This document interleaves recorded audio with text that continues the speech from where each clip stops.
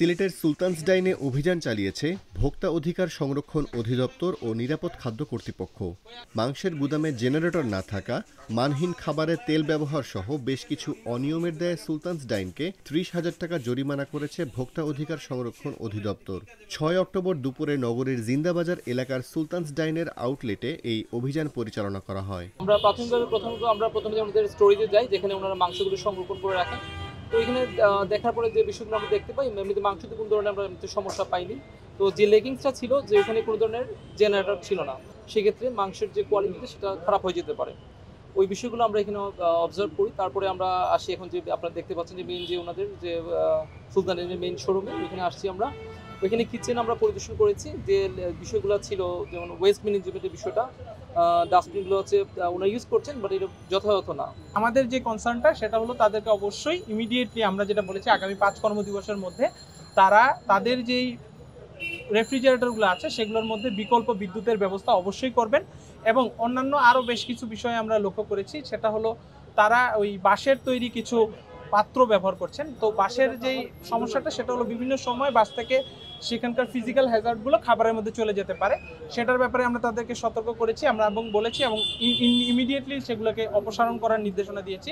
১ October রাতে সিলেটের সুলতানসডাইনের মাংসের গুদাম পরিদর্শন করে নিরাপদ খাদ্য ও ভোক্তা অধিকারের দলটি। স্থানীয়দের অভিযোগের সূত্রে জানা গেছে, সুলতানসডাইনকে খাসির মাংস সরবরাহকারী প্রতিষ্ঠান নগরের দাঁড়িয়াপাড়ায় ইমন হাউজিংয়ে অবস্থিত। একটি বাসা ভাড়া নিয়ে যত্রতত্রভাবে বস্তাবন্দি করে খাসির মাংসের গুদাম তৈরি করে রাখে প্রতিষ্ঠানটি। এর আগে তীব্র দুর্গন্ধে গুদামটির খোঁজ পান স্থানীয়রা। এ নিয়ে তোপের মুখে পড়ে সুলতান ডাইন্স কর্তৃপক্ষ। আজ থেকে মাসের আগে তারা এখানে একটা রুমও মাংস খাটত। তখন মাংস খাটার পরে এখানে আশেপাশে ফ্যামিলি তারা অবজেকশন করলো যে আমরা বন্ধ থাকতাম পারি না, হ্যাঁ আপনারা মাংসটা মালিকরা কইরা যে মাংসটা আপনারা অন্য দিন চেঞ্জ করিয়া। প্রায় মাসে কাটছে তারা এখানে কাটার পরে আজ মনে হয় 7-10 দিন ধরিয়া মনে হয় মালিকে তারা এইখানটা জায়গা দিছো, ওইখানটা তারা এখন খাটে। কিতা ভাই খুব বেশি দুর্গন্ধ করে। আপনারা কইলাম আইতা, আপনি একবার আইয়া দেখুন না ভাই, এগুলো তো মানুষের রেস্টুরেন্টও খায়।